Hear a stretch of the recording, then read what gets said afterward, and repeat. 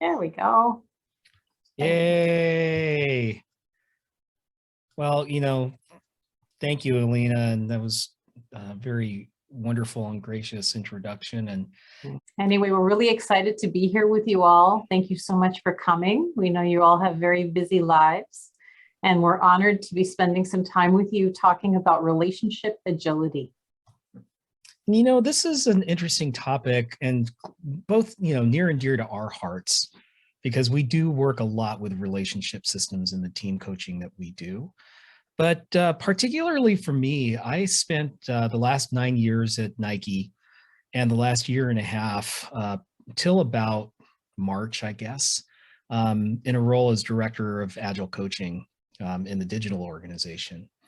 And one of the things that we really did was, so we actually got pretty darn good at Agile at Nike, the practices, the processes, the tools.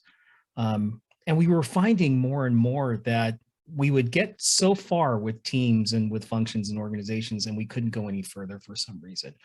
Leadership was not really understanding what we were doing, or we weren't getting the right support across functions. And what really sort of dawned on me was there was something that we were dots that we weren't connecting in terms of relationships and working relationships between teams and teams of teams.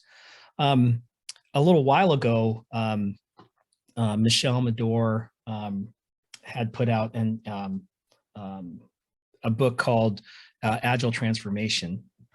Michelle Medor and Michael, why am I forgetting Michael's last name? Damn it. Michael Spade. Thank you. I know this. I've read that book cover to cover. And they really focused on both the being side of Agile, the doing side of Agile, practice processes, but also leadership and relationships. And it really hit me in a way that I was started to think I would really love to bring these concepts and relational agility along with the what we had traditionally learned at Nike to be as Agile. Mm-hmm. And as we did that, we really created some transformation in the teams that we were working with. And so, well, we were not going to dig into that experience, but just to set some context around how we saw focusing on relationships, one-to-one relationships, one-to-many, team-to-team, was really bringing home the concept of people before processes, people over processes, and really made a difference for how we actually got the work done. So that's one of the reasons why, as Alina and I were talking and we were sort of planning this, we thought, well, we're starting to see more and more folks come into the space, come into the ORSC space as Agile coaches, as Scrum Masters, seeing more and more folks participate in relationship systems coaching. And I think there's something there. As a matter of fact, I see Agile just released a course on systems coaching, which was partly based on ORSC and was actually co-authored by the founder of ORSC, Marita Frajan. So that's why we're here today, is really to talk about the relationship side of team collaboration. One other thing I want to throw in the mix is that Kai and I, a number of years ago, got certified in a Leadership 360 known as the Leadership Circle Profile. And I'm seeing a few nods. Some of you might be familiar with it. What we love about that instrument is that it's very data-based. They have a lot of people who have completed it, and they've been able to do some statistical research to show what the most effective leaders do. And one of the critical points that they came out with was effective leaders effectively manage task or result with relationship. Some people tend to over-index on one or the other, but the really effective leaders out there pay attention to both. So we wanted to make sure to talk about the relationship side of the equation, especially because we've noticed, I don't know about you, but a lot of meetings on Zoom during the pandemic era tended to focus on task. A lot of us are focused on results, getting things done, accomplishing things. What's the project plan? What are the milestones? What are the results? What's next? And some people have lost the ability to connect with one another on a heart-to-heart level, on a human level, which has led to trust eroding, which has also led to It keeps us in business, but people who need to be able to deal with conflict with one another. When people work at a distance, if there's no relationship, if there's no trust, it's very easy to avoid having the tough conversations with one another. So as people are going back to the workplace, we know that it's going to be important for all of us to be able to balance relationship and task. And we figured that you as fellow practitioners might enjoy a conversation about how do we develop that relational agility or relationship agility in ourselves as practitioners and also for our clients. Yeah, so we're going to introduce you, and maybe we're not going to be introducing you to this. Maybe these are some ideas, tips and tricks and tools that you've seen before, but kind of bringing those to the fore of things that we've seen have been effective as Mo and I have been doing work with teams coming back to the workplace. And we also invite you all to teach each other and to share with each other and to really mine the collective wisdom and intelligence of this group because it's there. Mm-hmm. Cool. And one thing we're going to ask everyone to do is take off your hat of consultant. I know you probably spend a lot of time consulting. Put on the hat of a coach. And the difference being a consultant is prescriptive, a coach is curious. So put on your curiosity hat and be curious about what these tools could create in the environments where you work. So usually we kick these things off with a little bit of an activity. And so we're going to wade into the water here. And we're going to do, we'd love to do a chat storm. So with the work that you're doing now and the teams that you're in, either teams that you are coaching, scrum mastering for, POing for, or consulting to, as you notice your team's coming back into the office or even thinking about it. So if there was a mood or an atmosphere that was associated with coming back to the office with the teams that you're on, what would that be? And describe that perhaps like a weather pattern. So let me give you one more instruction. So think about it for a second. What's the weather pattern that describes the mood or atmosphere of the teams that you're working on as they come back into the office? Type your answer in chat, but don't hit return yet. We're going to do a chat storm, which is kind of ironic because this is called a weather check. So we're going to do a chat storm. So think about it for a minute. We'll give you about 30 more seconds. Yeah. And Katie, welcome. In case you missed the tee up, in chat, we're putting in a few words to describe where your teams are in terms of the teams that you're working with or the teams that you're on, the mood or atmosphere as they're thinking about or entering back into in-person work. And describe that using a weather pattern, but don't hit return yet. Yeah, and I noticed in the chat, Wee's talking about being back in the office for the first time today in years. Congratulations, Wee. Yeah, I'm curious to see what the mood or atmosphere is for your environment when you put that in there.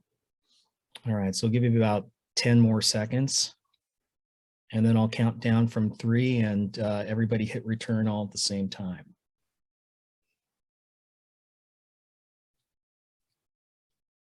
All right, here we go. 3, 2, 1, hit return. Wow. Morning mist, calm before the storm, freezing, dry, cold spell, excited, gentle rainfall, batten down the hatches, a drought, calm, clear skies with a gentle breeze, sunny skies, cloudy, excito, scary. Oh, that's a new one. I've never heard that one. I've never heard it. Cloudy. That's awesome. Wow, look at the variety of moods or atmospheres that exist. What are you noticing about what you're reading here? Let's come on off of mute. Let's hear some voices, or you can even put it on chat. People are clearly excited. Yeah. What's exciting? Nothing good happening. Yeah. It's all, most of them are emotional words. Yeah. Much so. At all. Yeah. Interesting. Yeah. Thanks, George. Who else? What else is coming to you as you look at these answers? No, almost none of them are the same. Look at the diversity. I was noticing that too. Yeah, quite a lot of diversity. And this is very similar to what we're experiencing with our clients and the teams and the leaders that we're working with. It is a big variety. Mm-hmm. Yeah, it's all over the place. And until we have a conversation about it, we don't know. And so what we just did is an example of creating relationship because we tapped into what's called the emotional field. Yeah, and this particular, so here's tool number 1, weather check.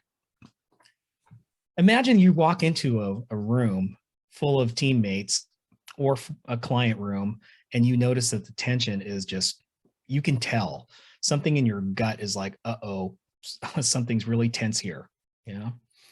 And it's hard to get to the bottom of that, but it's really useful, however, to understand what you're dealing with from an emotional or an energetic tone with your teams. This is a great tool to be able to, first of all, depersonalize it.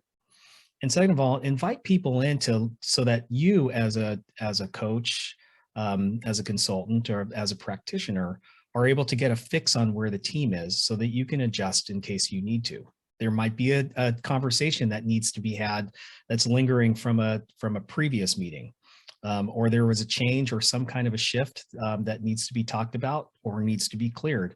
It's always helpful to do that. So the weather check is a great way and you can sticky storm this. You can just have people popcorn the answers like we just did with ChatStorm online. It works equally as well online as it does in person. But it's really about checking in on the energetic and the emotional field. And it's also about making it okay to talk about emotion.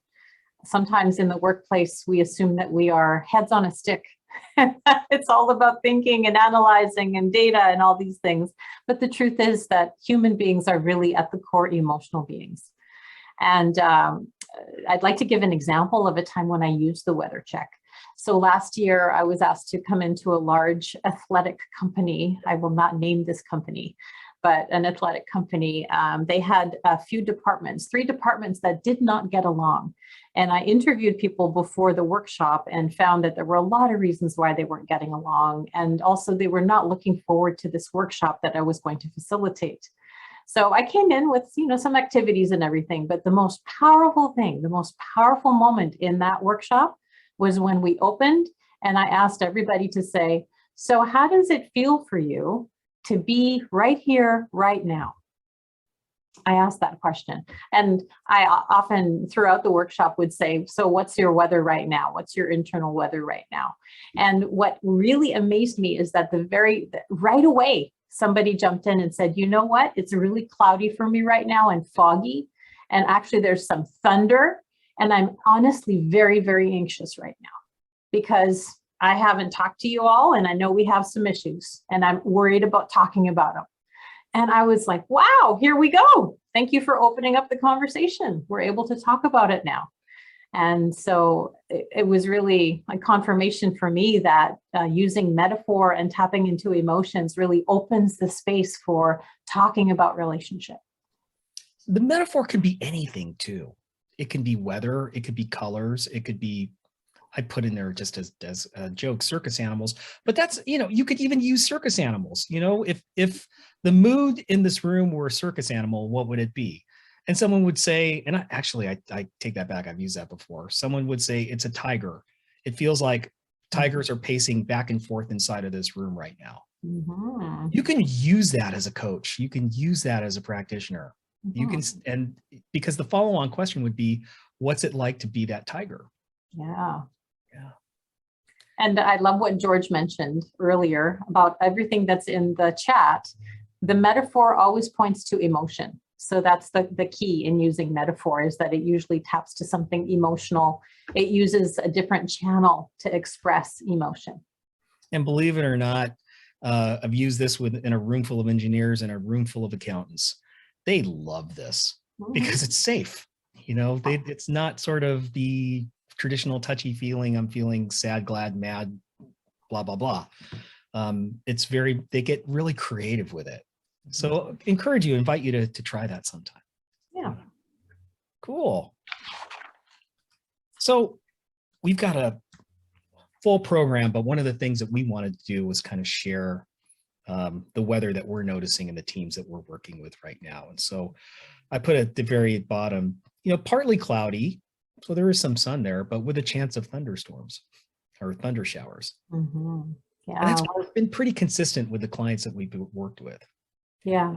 And we've noticed, especially as people are anticipating returning into the office or actually returning into the office with a hybrid work arrangement, you have the whole range of responses. Some people who are very extroverted are so excited to finally be face-to-face with their colleagues. They can hardly wait.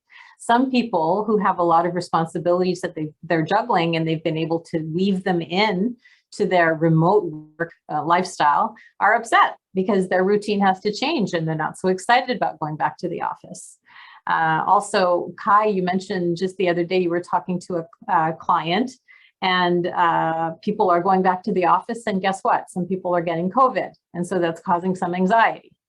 And there's people who have children going to school that are potentially exposed to, there's just all these fears, uncertainty, doubt, excitement, joy, you name it. The whole range of emotions is out there.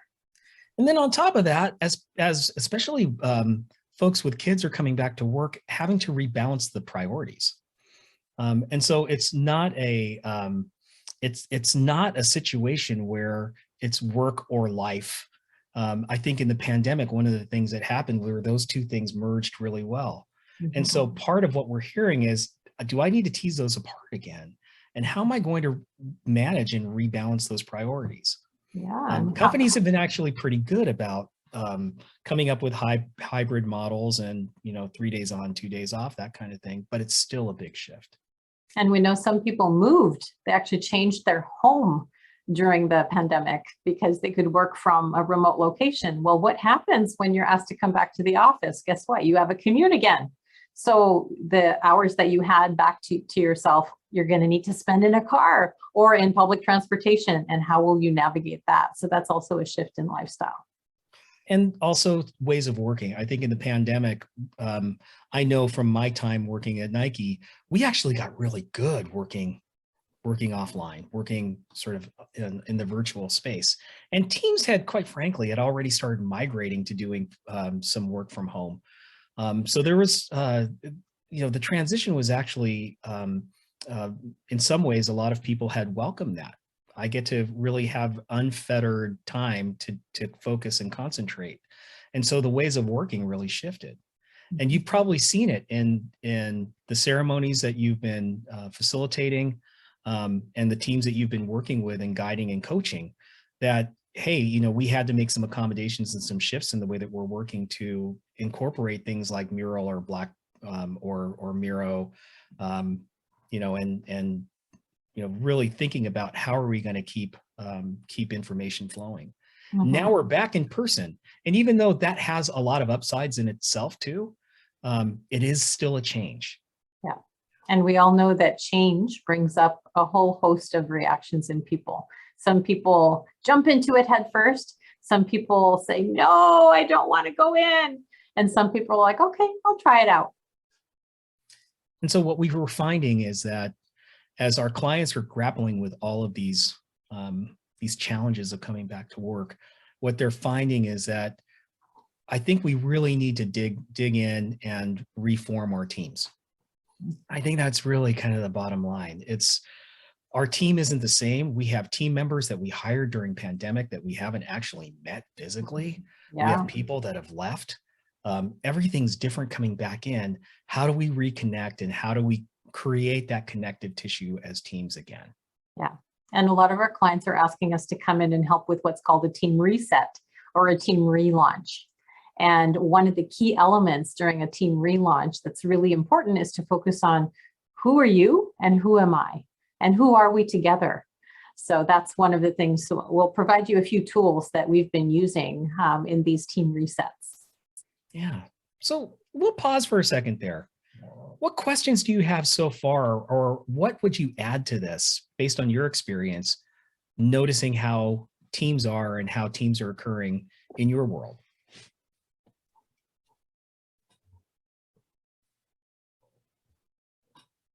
Yeah, and feel free to speak up or use chat, whichever is comfortable for you.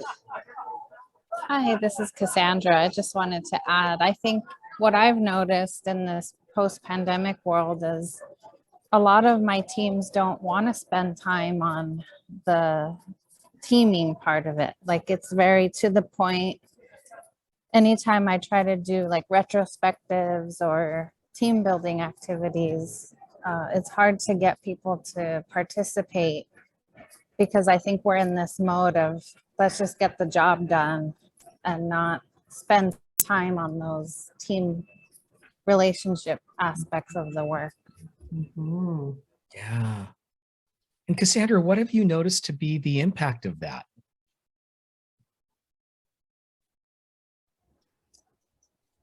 I think it's hard to collaborate. You know, when people newer to the team haven't had that established relationship that some of the more experienced folks on the team have. So there's a mix of shared collaboration and trust among the team. Mhm. Yeah. Yeah. And that And then- connective tissue over time is what is really going to help sustain the team, especially through the challenging times. Yeah. Yeah. Someone was going to talk. Who? Just that I saw George had a comment. I want to know I want to know how tall the new people are. Is this just me? So yes, actually there is curiosity about what do these people really look like in person? You know, we all have the beautiful feature softening on Zoom, and do they really have the beautiful skin that I see when we're on camera? What do they really look like, sound like? Who are these people? Exactly. Is that really where does John really live in the forest? That's I just wanted to add what I like in terms of the change is that since the pandemic, I think more persons are a lot more focused on the kind of work-life balance that they want, and more people are choosing to be outside of the office. Before the pandemic happened, there was this kind of question sign around the people who only worked certain days in the office while other, but now everybody's seeing it as a viable option. And from what I'm seeing, there are more people just moving towards that.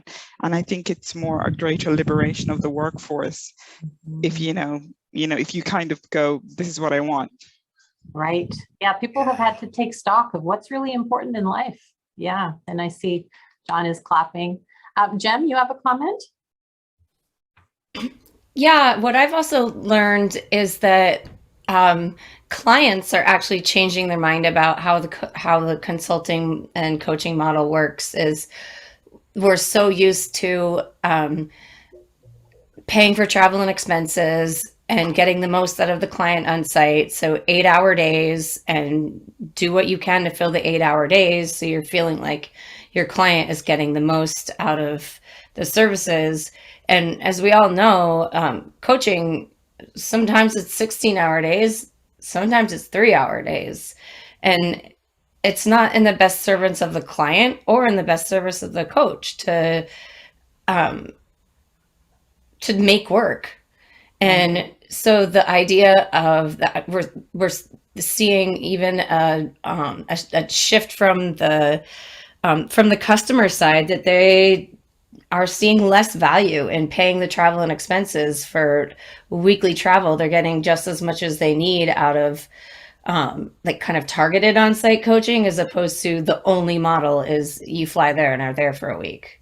And people on the other side that are used to being the road warriors, they got really used to being around their families when they didn't have to be on the road every week, and they don't want to go back. So it's just a lot more of a hybrid in just the expectations of travel and how you can interact effectively with people without having to completely disrupt your life by airports and bad hotel food. Yeah. Absolutely. So the whole system is changing. Yeah. The interactions that we're having with our colleagues one-on-one, our team systems are changing. The ecosystem around which we pay for or we derive value from external vendors and coaches and consultants. Mm-hmm.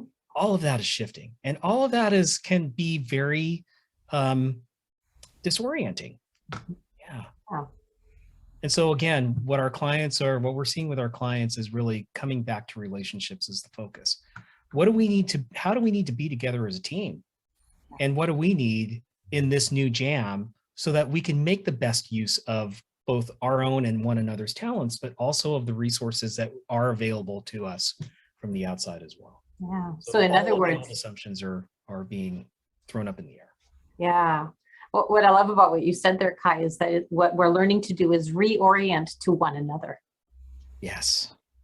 And I think that's the challenge in this, remote mostly environment is the teams before the pandemic. When we hired somebody new, we were real small. So when somebody leaves, it's somewhat traumatic to the team. So when we get somebody new in, within a week or two of really intense working together as a team, often to onboard the person, tell them, all the stuff that's going on and the backlog and going through all that stuff, there was this fairly quickly emotional group, got together. Yeah. And now, post-pandemic, it's taking a lot longer. And in some cases, I would say, we had a couple of people who only lasted about 1.5 years during the pandemic. And I think the root cause of that is that they didn't really gel as a team. On top of that, I mentioned earlier, so we closed our office in March. And so permanently, which was really interesting because our CEO said they would never do that. And then her partner got moved to Washington, D.C., part of the Biden administration. And now, basically had to turn that around, and then was very enthusiastic about a few reworks and closing the office permanently. The contract was up in March, and all in the first quarter, we made a decision to totally abandon the office. So anyway, if you guys have thoughts and ideas on really how to accelerate that gelling of a team, that's the thing that I'm struggling with the most, is how do we bring that back? Yeah. Well, we do have some ideas and tools that can be used both in the virtual world and in the office environment. So we'll definitely address that, George. Thank you. Veronica, I see your hand is up, and then we will, after your comment, we'll move forward. Sure. I actually loved Kai's choice of words when you said disoriented. And we're noticing that everyone is doing the best that they can. And yet there is an extreme case of change fatigue that has taken over individuals, teams, companies, industries, right? And so for us to be aware that this has been a layer cake of change, and now it used to be like 3 tiers. We had, a pandemic and a war. Well, now it's like the biggest wedding cake you've ever seen. Tiered with all the changes. Yeah, beautifully said, Veronica. Let's not minimize the extent of change and the amount of changes that we're all facing and will continue to face. This isn't just a moment in time. It's going to happen over the next few years, the readapting and the reconnecting to one another. So thank you. Yeah, thanks for that. And also, I do want to affirm and acknowledge we are all still human. We all still live in a very real human world where there's a lot of stuff happening in the world outside of work, right? And so we've been told, my work self, my personal self, my home self, whatever, you're still showing up as a human being at work. And those things are still weighing on us as well. So a lot of stuff in the zeitgeist, a lot of stuff in society, politics, the world, with issues and everything. So know that as we all come back together, as we all reform as teams, whether it's virtual on a continuing basis or in person, we're bringing that all with us. And most of the folks on our teams, including us, are walking around very triggered and with nerves right at the surface. And so the things that we're about to introduce to you are ways for us to come together and actually go through all of this together, because we honestly believe, and this is kind of the philosophy of our company, is we are better together, period. And it's been shown that the biggest connecting factor for relationships is doing something together. some kind of collaboration, some kind of common purpose, some kind of project. And these activities that we're talking about are actually a way for people to develop that cohesion and grow the relationship that they have between them. So we look forward to sharing those with you. Now it's interesting. I'm going to skip this. This is us, by the way. That's us. And we'll go into more of who we are at the very end. But we heard folks talking about a whole variety of reactions around how we're teaming and how collaboration is happening.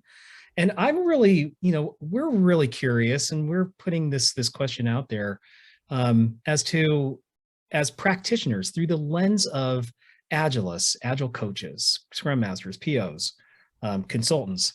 How can we support our teams in fostering those trusting, courageous relationships that allow us to move forward together and to actually do our work better together, that support higher performance, but also higher cohesion at the same time?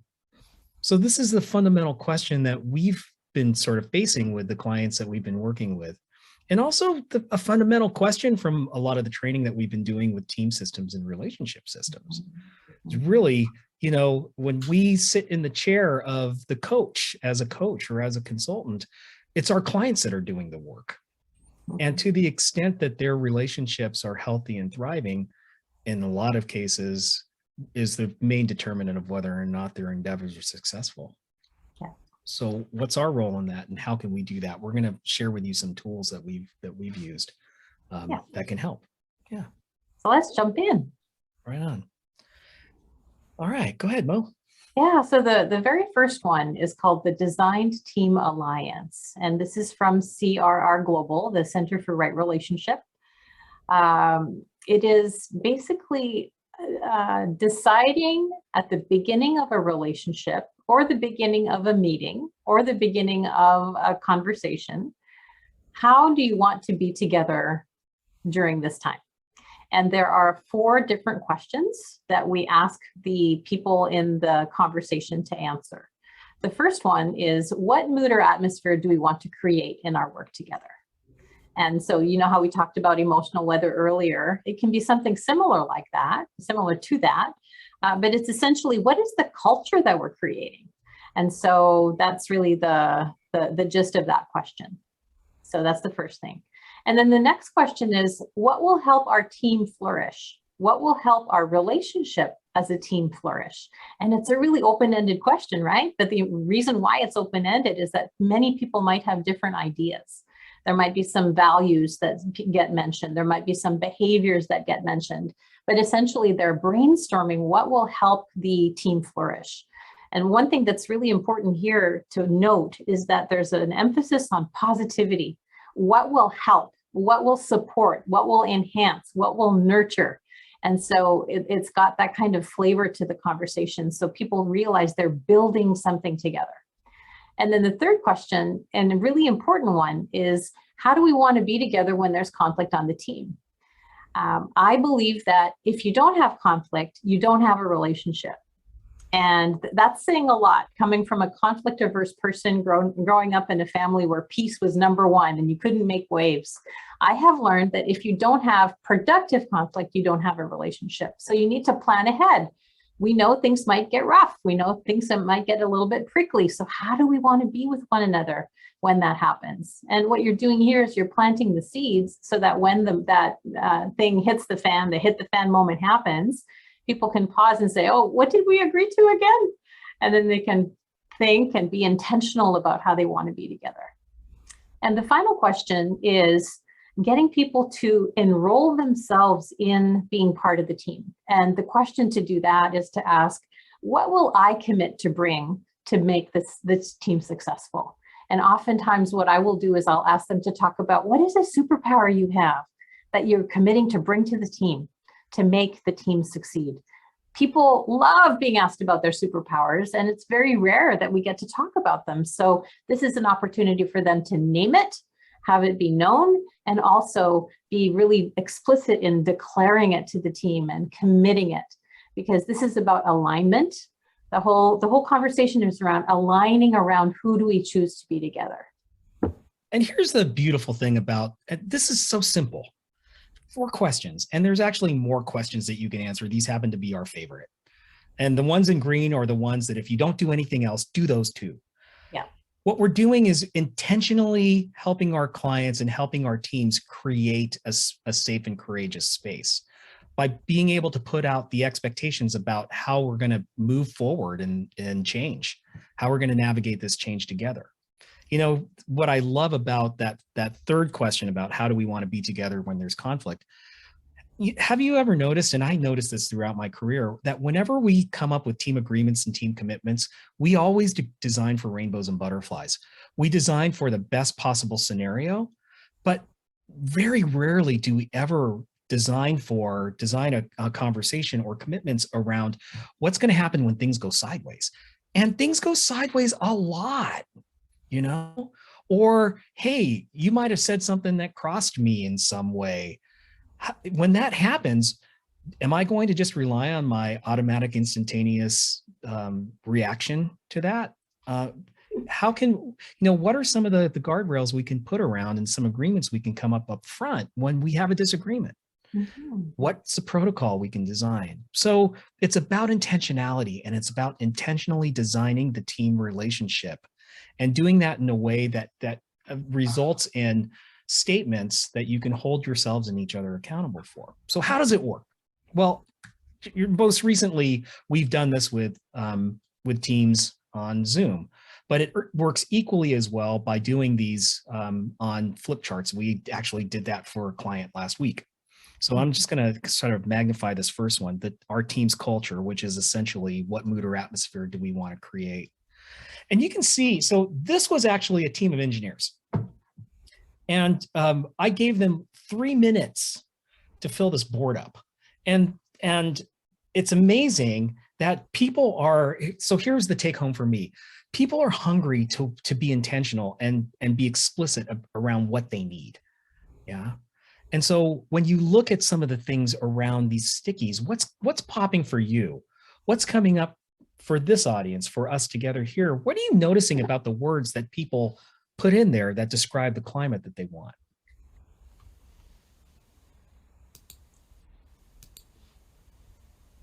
And we're talking about I think the left-hand side, right? Yeah, just the left-hand side. Yeah. Yeah. Yeah, what do you notice? What pops out? If I had to describe it in one word, I would say supportive. Aha. Yeah. Yeah, that's great. What else are you noticing? It looks like mural.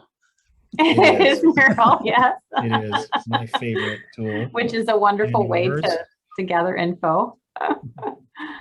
Yeah. So here's what I want you to check out. There's nothing here that has to do with the mechanics of how the work gets done. You know, when we talk about mood or atmosphere, we talk about culture. We talk about, these are actually values. If you look at it, vulnerability, safety, courage, bravery. What's important to us as a team that'll help us be together? You're right, Jim. No process. There's no process here. Yeah. Where it comes a little bit close is on the right-hand side of this, and this is the extra question that we love to add, which is, how will we know we have that? So vulnerability, how will we know we have that? And so it's really about, on the left-hand side, it's about surfacing what it is we want that's very value-based. On the right-hand side, it's like, what's the evidence that that it's okay to fail, that there's safety in the space. We talk a lot, especially in the Agile world, about psychological safety. And this is a great way to start really operationalizing it. It's a tool that I've found, and that my colleagues and I working together at Nike have found to be a way to be explicit about, this is what safety looks like. And you can even get really super specific on that. And especially the second part of this, the second sort of, you know, how about when things get difficult? Check these out. So, sorry. Non-judgment. Give people an A. No whining. No whining. Own my impact. Be with. Recognize people have bad days and moods. Recognize each other's challenges. Surface issues quickly. So people know, people have the wisdom already. Teams and systems already have wisdom that's inherent in them. And our job as coaches, when we have these conversations, is to help them reveal their brilliance to themselves. And by asking these powerful questions to design their alliance, they're able to generate this wisdom and put it out there and chew on it and think about it and finally hone in on what is most important to them. And once again, on the right-hand side is how we know we have these things. What's some evidence that these things are present? Now here's the next step, and I wasn't able to share this part because it's kind of specific to the client. This client went off and created for each one of like culture or when things get difficult, created 3 to 5 bullet points together as a team. These are the things that we want to make sure that we hold ourselves accountable for. So for instance, give positive, assume positive intent. And how will we, and not only assume positive intent, how we know we're assuming positive intent, those two things coming together, now they have something that they can open up any kind of tough conversation with. So it really does create a container, a safe and courageous container, and it helps really promote psychological safety inside of the team. What are you curious about around design team alliance? Open it up to the group. Like what are you curious about around this? What I will add to this, which is a very funny experience for me, is that I did the foundation training. Mm-hmm. So when I saw the Design Team Alliance, I was like, wow, this would have been really great for that job that I left when I started doing in the pandemic. Oh, really? Yeah, but because I think without kind of having this tool, all I really did, even though I was helpful to the team, I just did the thing of kind of leading by example. Mm-hmm. In terms of I had to completely step into that space of vulnerability and completely be like with the team, because they had lots of kind of toxic things happening at the exec level. So because I didn't do the ORSC training before, all I knew was kind of go there, be vulnerable with the team, show up, and kind of go, these are the things that we want to do when we work together as a team. And it was mostly just kind of having that kind of radical candor with them and going, I know things are bad, and I know everybody's overworked and stressed, but we can't turn on each other. Mm-hmm. But once I saw the Design Team Alliance, I was like, yeah, that would have been a good activity to at least do one day if I had it in my tool chest before, but I didn't. Yeah. Thank you, Christina. Ron, I see you have your hand up. Yeah, I'm going to ask the question and then give you the context for it. The question is, when do you use this? Mm-hmm. And the context is, it shouts chartering to me. Yes. Yeah. But do you use it at other times than that? So Mo, go ahead. And yeah, I don't know if you can tell, but I'm wiggling in my seat. I'm so excited that you asked that question. So yes, first of all, when a team is first kicking off, when they first come together, when they're first meeting or, beginning working together, when a project team is beginning their work together, it can be helpful to do that. I've also used this when it's a workshop, a series of days with the team, an offsite, having this as a conversation. I've also used this when helping a team simply have a meeting. You do it really fast, really, really fast, but have them decide, how do we want to be when we have this conversation, when we have this meeting? And so it's all about setting intention. And it can be for a really long time. It can be for a really short time. And I'll give you a tip. You can use this in your personal life. Before you go on vacation with somebody, have a conversation with them. How do we want it to feel when we're on vacation? Yeah, how will we know we're feeling that way? What's going to be happening? And so it can be used in so many different contexts. But yes, Ron, you are right. It is very much a chartering tool, but also chartering for even shorter periods of time. Yeah. And in any kind of relationship that we're in, whether it's a team, whether it's one-on-one, I think one of the things that we've learned as coaches has been, you always design up front. And in any situation, you can always ask a couple of key questions. It doesn't have to be these. It can be, as Mo said, how do we want to be together? You can also say, what are we trying to solve for today? And how will we know we had that? So it can be sort of also designing around, what's purpose? What's our common purpose? What's our common ground? It's really about seeding the ground for the connective tissue and those roots to grow together. Yeah. Cool. Why Awesome don't we move to the next tool? Right on. What do you think? Yeah, let's do that. So there's the summary. Well, you know what? Here's the thing is we're going to flash up a URL, sign up for our mailing list, and we'll send you a copy of this slide deck. But again, here's the summary of the Design Team Alliance. We're going to actually we don't have a fancy slide for this next tool, but it's actually very easy. We call it an ORSC high dream, low dream. In corporate settings, I call it highest hope and biggest concern. And I simply call it hopes and concerns. Yeah. Yeah. Exactly. Sometimes where we use this, so the whole purpose of this is to allow that system, the voice of that system, to surface what's really needing to be addressed here, and it's a great way to say at the beginning of a meeting, at a beginning of a tough conversation, what are we hoping to get out of it? So it's very similar to what are we solving for, but what's our hope? What's our biggest hope coming out of this conversation? And again, planning for things may go sideways. We may have perspectives that go completely orthogonal. What's our biggest concerns here? Yeah. And one thing I love about the fact that we're asking both is because I've noticed among the teams I coach, the people I coach, that some people are eternal optimists and they love designing a brilliant, bright future. And some people are always scanning the hazard for danger and what might go wrong. And they know about all the different, worst case scenarios that might come up. Both have value.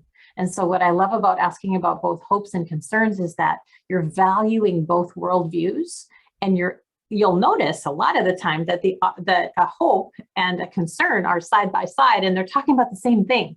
It's just a different version. Like this is, if it goes well, it'll be like this. If it doesn't go well, it'll look like that. And it's often the opposite. And so you're really tapping into those different worldviews and kind of stirring the pot a little bit by saying, okay, what do we have in this stew? What do we have to look at? In both this exercise and also in the Design Team Alliance, those two exercises are really designed to reveal the diversity of thought and opinion and be inclusive of the voices, of the attitudes, of the personalities that are actually in the room and making up the team. And actually, if I were to use more precise language around systems and systems coaching, it's actually designed to reveal the voice of the team, the voice of the system. We tend to sometimes think of teams as a group of individuals that come together, and it's just a group of individuals. And that is true for certain groups of work teams. But when a team of individuals come together with a common purpose or set of objectives and a set of interdependencies, now they're a team. And that team tends to have its own voice. It tends to have its own mood. It tends to have its own atmosphere and culture, norms and rules. Think about the different teams that you are a part of. Think about, first of all, in this space, if we were to think about this, just suspend disbelief for a minute and say this is a team, think about the mood that's in this room. Now think about a team at your workplace or a team that you work with. Think about how that feels. Think about the norms and culture of that team. So every time we get a group of people together, it's going to be different. Mm-hmm. And so what we're trying to do with High Dream, Low Dream, and with Design Team Alliance is to actually help the system see itself and be able to put it at give it agency to make decisions around how they want to move together. And what would you add to that, Mo? Simply that I know that DEI, diversity, equity, and inclusion is a really hot word or hot acronym these days. And I would say that this activity is a way to really make sure that you're including all the perspectives. There's no judgment. Like, it's okay to talk about something that's wildly successful. It's okay to talk about something that's going to be a train wreck. Everything is welcome, because having it out on the table, then you can do something about it. Because that's the other thing about this, is that you're not only talking about hopes and concerns, But then you ask the people, okay, so how are we going to set things up so that we achieve the highest hope and we avoid the biggest concern? What are we going to do to make the best thing happen and the worst thing not happen? So you can translate that into action. But first you need to talk about what's going on for people. What is top of mind for them? And you know, the beautiful thing about how these tools work together, you can do one after the other. I tend to do high dream, low dream before I do DTA, because when we get highest hopes and biggest concerns, that naturally leads to, okay, if we're going to address these things, how do we want to be together? Mm-hmm. Yeah. And so that's a nice little dovetail. But I've actually also done DTA before high dream, low dream. The point is that those are two very effective tools that can go together, that can really help you as the practitioners, help the team set the tone for the conversation, for the meeting, for the workshop, whatever interaction there is. And again, it doesn't have to be it doesn't have to take long. Yeah. You know, you can do a simple DTA, and you can also do a very simple high dream, low dream, and do a chat storm on that. So what's coming up for the group as you hear us talk about this tool? What's coming up?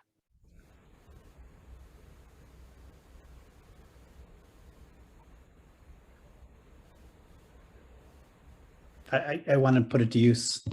You want to put it to use? Okay, a Yes. desire to use it. Yeah, thank you, Charlie. Yeah, I just wanted to add what I liked about it is that it gives, should I say, the persons who may be a little bit more focused on the concerns, a voice at the beginning without them being, called the naysayers. Yes. I can find, like, within teams, people who have more experience, they tend to have a lot more concerns. Mm-hmm. And sometimes other people on the team go, oh, they're so negative, and kind of push them in a corner. So this is effective to at least have it there and not, that situation happening. Good. Yeah. Thank you. Christina, here's a kind of a pro tip. I love calling, and by pro tip, I mean something that we hadn't thought of that you just kind of sparked an idea. There's this notion that behind every complaint, there's a dream. And so the folks who are naysayers, who may be bringing up something really super tough, as a coach, you can actually ask them, I hear you. What is it that you really want that's behind that? And that's a way to really also surface high dream while also understanding more about the complaint or about the low dream. I agree with you. The funny thing is that I like naysayers. I don't like everybody in the room being like, it's going to be great. It's going to be awesome. Right. I want somebody to be like, really? I don't think so, because of this, and that. Yeah. Because it encourages everybody to think more like, have we thought about everything? Yes. Stephen Covey used to say, where two are the same, one is not necessary. So yeah, definitely. It's our job as coaches and as practitioners to hold the space for all voices to be heard. Yeah. Ron. Yeah, so you're asking what I think of this. This is more or less what I do at the beginning of every Agile training that I deliver. Yeah. It's describe your experience with Agile and what's your hope for this training. Yeah. And the experience with Agile. So I was recalling I was having a conversation with Tom Loy earlier today, and we were talking about naysayers, and one guy who said, oh yeah, Agile is management's method to crack the whip on engineers. I thought, and like Christina, I thought, oh boy. Right. Yeah. This is an opportunity. Yeah, it's perfect in a training context. And what have you noticed that was the impact in the room when you open up the training with those questions? It brings everyone in. It's my opener to make sure that everyone talks at the beginning, and it brings in a shared thinking around what we might get out of it. Yeah. What our mutual hopes are, not just mine. Exactly. As well as the recognition that, boy, there's a lot of good and bad experiences with Agile out there. Absolutely. So it really gives you an opportunity to point in a direction, or to get the group to point themselves in the direction where they can learn and be productive in their learning environment. Yeah, it helps you adjust the way that you train and what you train about, so that you're meeting the needs in the room. Right? And reference, be able to reference back to. Yes. And someone earlier said. Yeah, right. That's great. Thank you. I see a question in chat from Cassandra. Some of these answers may bring out actual team issues or HR concerns, like inclusion or lack thereof. How do we handle that? What a wonderful question. Does anyone in the room have an answer to that, or a suggestion?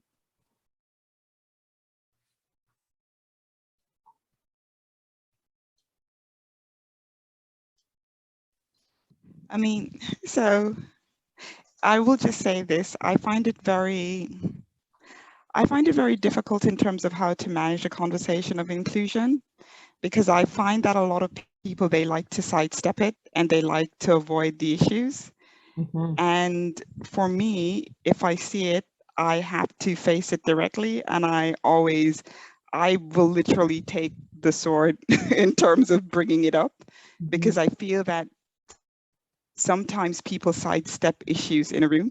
For example, like I was on a team where the members were based in India, and they were working all hours of the night because we were on UK time. Yeah. And literally I started and I'm like, what time are they supposed to be working? What time are they contracted to? And I was just the awkward person asking the difficult question, and just wanted to get something in writing and some clarity, because I don't want the rest of the team to be, it's an unspoken issue that nobody talks about, and we don't talk about. There is no safety in the team, because you have a team who are working for hours before you sign on, and then they stay on for the rest of the night, going into their Indian hour, even in the evening, into nighttime. And I think that there's no way of sidestepping it. You either just have to have that difficult conversation of bringing it up, and then see where the chips fall. I mean, I know we have this whole coaching thing about coaching the person and not the problem, but I think sometimes you have to actually point out that there is a problem. Here's, I think you're absolutely right, Christina. And that's the difference between individual one-on-one coaching and team coaching and systems coaching. Yeah. Because as systems coaches, as team coaches, it's almost as if our responsibility is to unearth the tough stuff, trust that the team has the natural creativity and intelligence to deal with it and to work with it. But it's not our job to solve it for them. Right. Which is a big shift for some of us who are used to being the problem solver and the fixer, right? Yeah. And so, you know, in our one-on-one coaching training, we're actually more sort of strengths-based, and we're trained to sidestep the saboteur or the hard, not so much sidestep the hard stuff, but shine a light on it, but in a very different way. I find in team and systems coaching, we have to be much more direct. And it may seem like we're getting into the solution space on things, but really it's how we hold it as coaches, as facilitators. Are we attached to the solve, or are we allowing the team to do the work? Yeah. I'd also add to what Christina said, which I loved. Things exist, and until we name them and until we discuss them, they will continue to exist. And the more we sidestep them, guess what? The louder they get. And so you have to have that conversation, that difficult conversation. So I love the courage that you demonstrated, Christina, in naming something and then asking the group to solve it. It's really, I was in a workshop once where somebody described it as, imagine that you have 25 children that are all extremely badly behaved and they're doing all kinds of things, and you decide you're going to put them in the basement and you're going to lock the door and throw away the key. What's going to happen to the house? You have to, you can't do that. The house is going to burn down, or the children will do something. And I realize, you know, it's a very extreme example, but it's all about, we can't avoid the shadow side. we can't avoid what is broken or what needs attention. How can we shine a light on this? And so having those tough conversations is really kind of where we're headed as a pinnacle of this conversation, of this particular talk. Veronica had her hand up, Joe. Would it be okay if we check in with her first? Sure. Okay, Veronica? Oh, I had it up. I took it down and then I clapped what Kai said. So, okay, thank you. Yeah, one of the questions to ask is, how does the team want to handle this? Exactly. Right. And as you talk about being direct, just lobbing that question, it's a direct question, but it goes to the center of the room. Exactly. It goes to, if you're going to look at one person, then look at every person in the room. Yes. So that it's presenced in a way that doesn't allow it to be swept under the corporate carpet another time, right? So anyway, I love your discussion. Thank you. Yeah, and Veronica, what I love about what you're saying is that you're pointing to a tenet in Agile and Agile coaching, which is give it back to the team. Uh-huh. Yeah. Give it to the team. The team knows. Yes, they've got the wisdom. Yes. They do. Yeah. And simply asking, how do you want to be with that? Right. The ability to also to be able to hold the quote unquote tough topics that have caused challenges or issues within the organization or the team before is also like one of the key roles when we show up to do this work is kind of showing up saying there's nothing we can't hold here. That's right. We've got you, and that helps foster that psychological safety that everyone really feels hungry for, at least in the places where I'm working. Yes, yes. One of the seminal thought partners in the field, Arnold Mindell, I think he goes by Arnie. I think he refers to it as standing in the fire. And that's really what we do, is we stand in the fire with the client and we totally trust that they know how to handle it and that they'll have a conversation and it's going to work.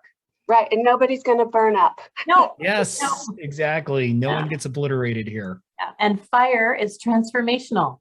We trust that the fire will lead to something wonderful getting created. John, I see you have your hand up.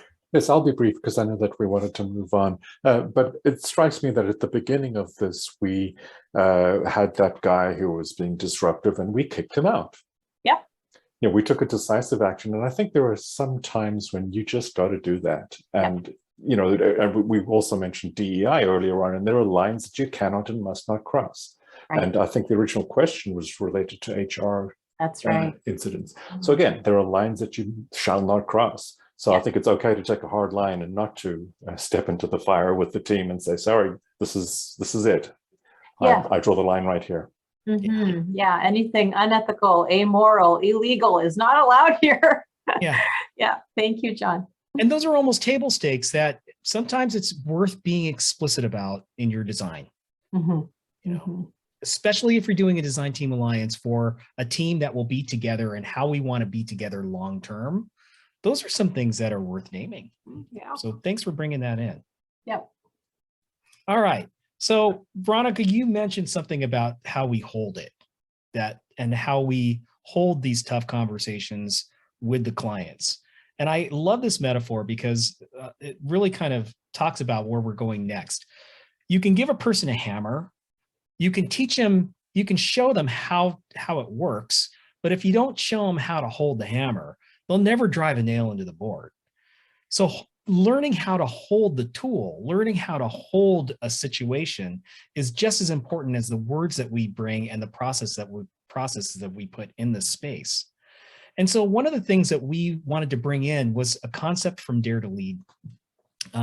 We do quite a bit of workshops around Dare to Lead. I'm a certified facilitator trained by Brené. And it's around this concept of rumbling with vulnerability. So why are we talking about this? We're talking about this because conflicts and tough conversations are going to happen inside of a team, between team members, and sometimes with the entire team, and sometimes between teams and other teams, right?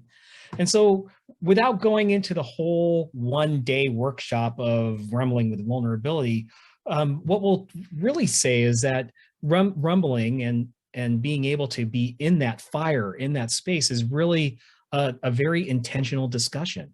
And it's a way of having a tough conversation that's marked by commitment. It's marked by being willing to be vulnerable, asking for help, for instance, is one way of looking at vulnerability. Being able to stay curious and stay with the issue. You know, ever had somebody who walked into a room, dropped a bomb in the middle of the meeting, and then walked out? And we all know that person. Yeah, very sometimes it might have been us. I mean, I'm sure I've done that before too. The real power of staying with it and sticking with that messy middle while you're trying to get a problem solved, and listening with the same passion that we want to be heard. That's really what Brené Brown means by rumbling with vulnerability. Not rumbling with the concept of vulnerability, but being vulnerable while you're actually in a tough conversation. Why is that important? Well, what we've done is we've said, okay, through that entire section, which seriously, it's a day and a half in one of our workshops for actually having tough conversations, we've pulled out 6 what we call meta skills around tough conversations, which help you hold the space for the conversation, either the tough conversation that you are in directly, or holding that as a coach and as a practitioner, as a facilitator for the entire team. And so here are the 6 that we've found when folks lean into these, and these are derived directly from the definition of rumbling with vulnerability, really do help. Yeah. Mm-hmm. And all of these are equally important. What is most useful with this tool is to have people reflect on it and ask them, if you were to lean into one of these meta skills, and by the way, I want to define meta skill. It's a mindset. It's a way of being. It's how you hold the hammer.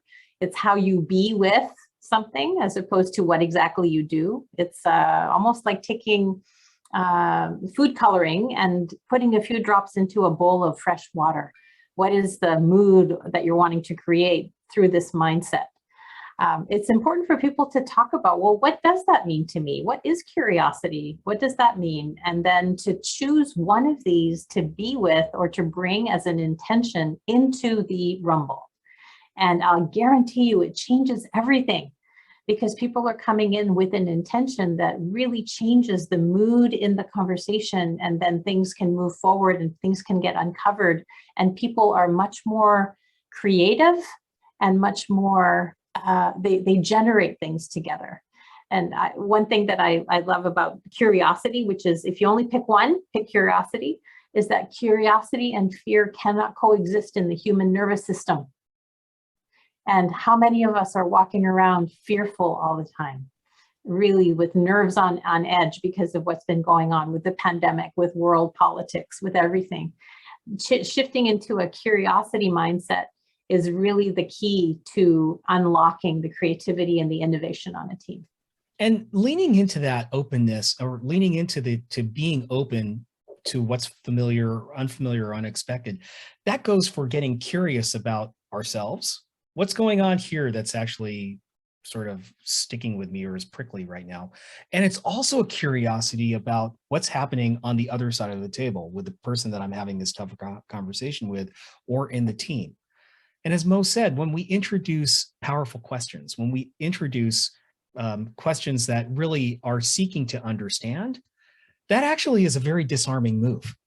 So if I'm having a conversation with Mo over who we should hire, and she's very much in the camp of the most competent person, and I'm very much in the camp of, well, the most competent person we interviewed isn't the best fit for the team.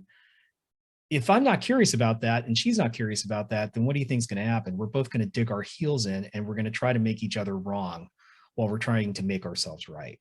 But if I say, well, what's most important to you about competence, Mo?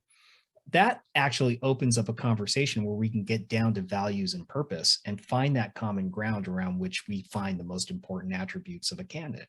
That's just one example of how curiosity can really quell sort of that need to be right and that need to make the other person wrong in some way. Yeah. So I'm curious, speaking of curiosity, I'm curious about all of us on the call.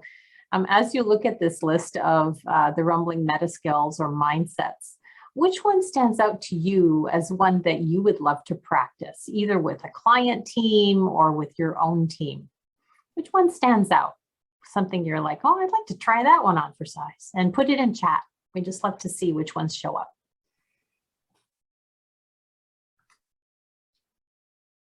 The meta skill of rumbling. Yeah. Oh, nice. Nice, Maru. Yes. Well, you can, yeah, I'll do a pitch for this later, but we actually have a solution for that. Yeah, we Listening, do. yeah. Generosity. Generosity came up a couple times here. Again. Open heart. Curiosity. Another curiosity.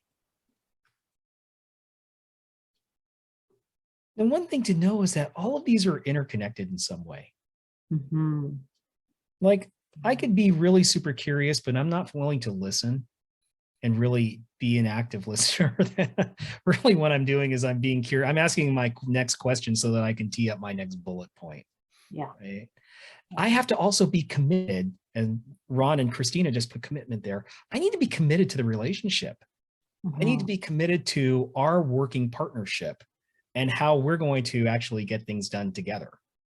And in order for me to do that, it's really super helpful if I assume that the person in front of me has positive intent, and that they didn't wake up in the morning and say, today I'm going to be a complete jerk to Kai.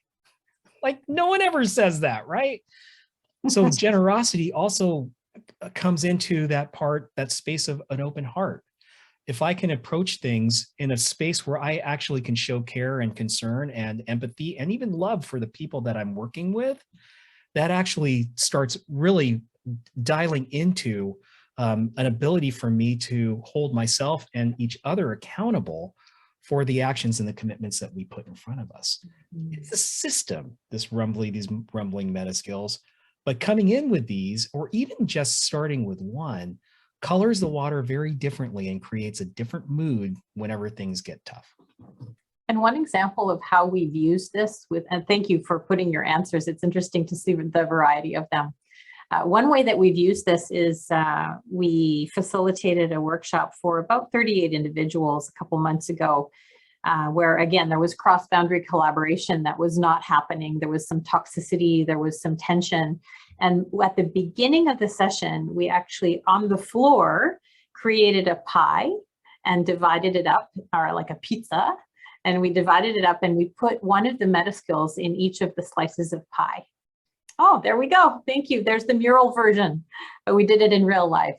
And what we did is we had people walk the wheel and really feel into each of these meta skills. And just what was it like there? What did they notice show up in their body? What thoughts came up for them? What was it like for them to stand in that meta skill?